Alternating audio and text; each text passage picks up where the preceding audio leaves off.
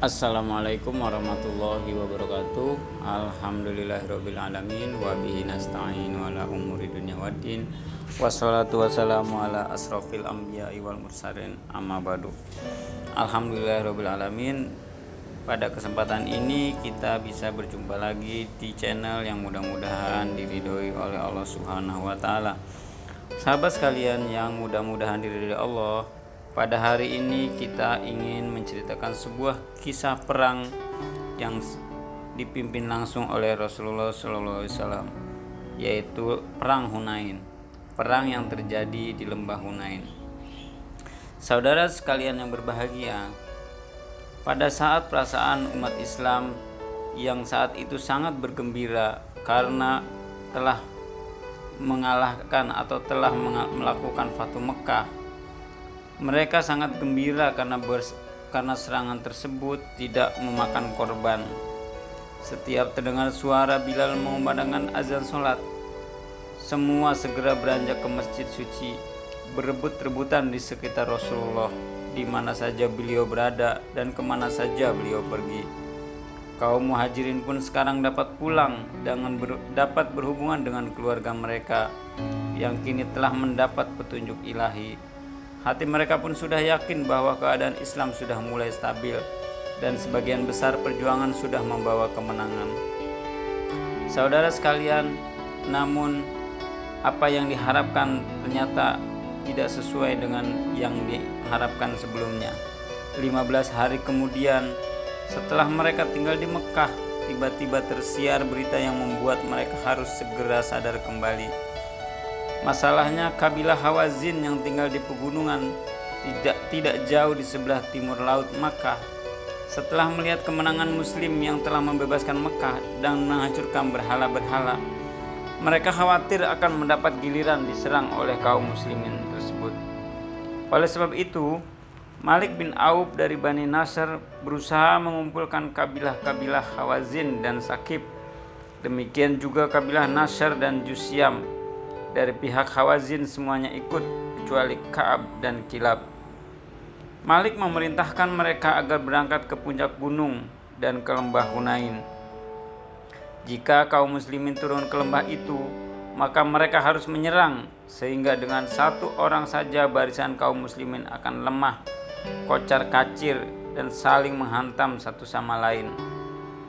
Dengan demikian mereka akan hancur dan pengaruh kemenangan mereka ketika membebaskan Mekah sudah tak berarti lagi. Yang ada hanyalah kemenangan kabilah-kabilah Hunain. Itu saja di seluruh jazirah Arab. Sahabat yang berbahagia, pihak muslimin sendiri setelah 2 pekan tinggal di Mekah segera melakukan persiapan senjata dan tenaga yang belum pernah mereka alami sebelum itu. Rasulullah SAW memimpin mereka bergerak dalam jumlah 12.000 orang. Mereka mengenakan pakaian berlapis besi yang didahului oleh pasukan berkuda dan pasukan unta yang membawa perlengkapan dan bahan makanan. Keberangkatan Muslim dengan pasukan sedemikian besar itu belum pernah dikenal di seluruh jazirah.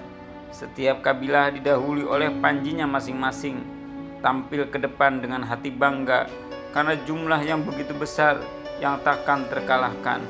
Sampai mereka berkata satu sama lain, "Karena jumlah kita yang besar ini, sekarang kita takkan dapat dikalahkan." Saudara sekalian yang berbahagia, menjelang sore hari, mereka sudah sampai di Hunain. Di pintu masuk wadi itu mereka berhenti dan tinggal di sana sampai fajar keesokan harinya. Ketika itulah pasukan mulai bergerak lagi. Rasulullah mengikuti dari belakang dengan menunggang bagalnya yang putih, sementara Khalid bin Walid yang memimpin Bani Sulaim berada di depan.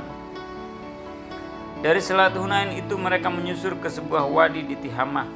Akan tetapi begitu mereka menuruni lembah itu, tiba-tiba datanglah serangan bertubi-tubi dari kabilah-kabilah yang dikomandai Malik bin Auf.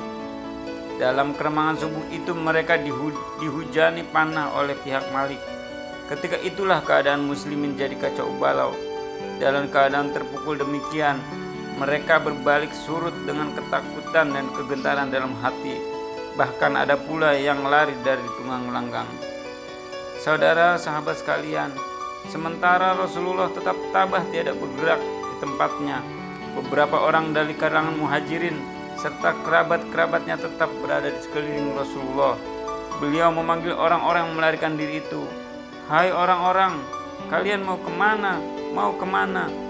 Namun orang-orang yang penuh ketakutan itu sudah tidak mendengar apa-apa lagi. Yang terdengar di benak mereka hanya Hawazin dan Sakib yang kini sedang meluncur turun dari pekuburan di puncak-puncak gunung. Pihak Hawazin turun dari tempat semula, didahului oleh seorang di atas seekor unta berwarna merah dan membawa sebuah bendera hitam. Bendera dipancangkan pada sebuah tombak panjang. Setiap ia bertemu dengan pihak muslim, ditetapkannya tombak itu kepada mereka. Sementara pihak Hawazin, Sakib dan sekutu-sekutunya terus meluncur dari belakang sambil terus menghantam. Saudara sekalian, sementara baru timbul dari hati Rasulullah, dengan bagal yang putih itu beliau ingin menerjang sendiri ke tengah-tengah musuh yang sedang meluap seperti banjir. Akan tetapi Abu Sufyan bin Haris menahan kekang baga dan dimintanya jangan maju dulu. Abbas bin Abdul Muthalib, seorang laki-laki yang berperawakan besar dan lantang, suaranya berseru, "Saudara-saudara dari kalangan Ansar yang telah memberikan tempat dan pertolongan saudara-saudara dari Muhajirin dan yang telah memberikan ikrar di bawah pohon, marilah saudara-saudara, Muhammad masih hidup."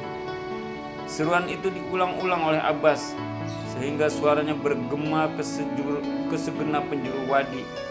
Disinilah adanya mukjizat itu.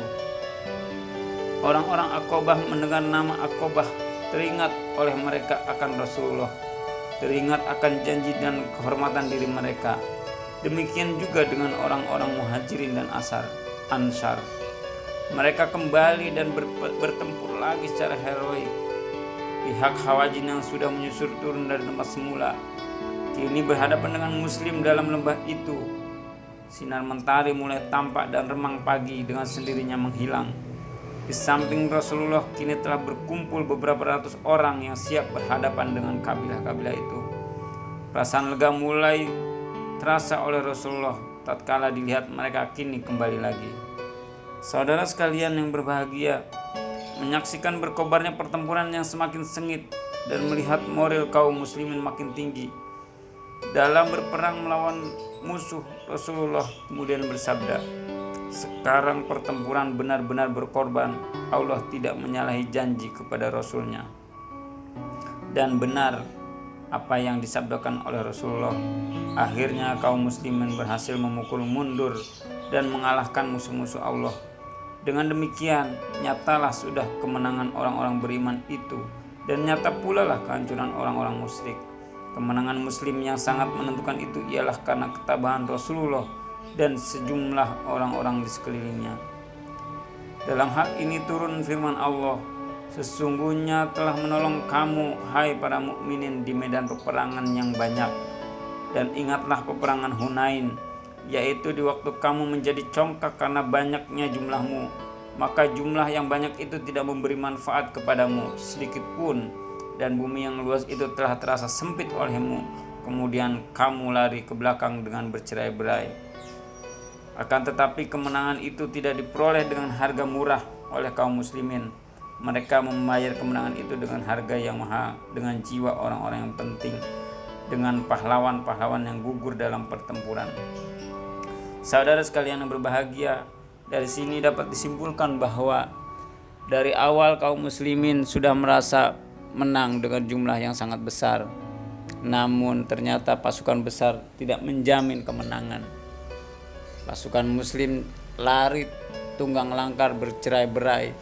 Namun karena adanya keteguhan dari Rasulullah membuat semangat baru, membuat semangat kembali untuk bertempur melawan musuh, sehingga musuh kembali dihancurkan oleh pasukan-pasukan muslim. Saudara sekalian yang berbahagia, itulah sejarah perang Hunain. Mudah-mudahan menjadi manfaat bagi kita semua agar kita tidak sombong dan agar kita terus berjuang menuju jalan Allah. Demikianlah kisah perang Hunain. Mudah-mudahan bermanfaat. Wassalamualaikum warahmatullahi wabarakatuh.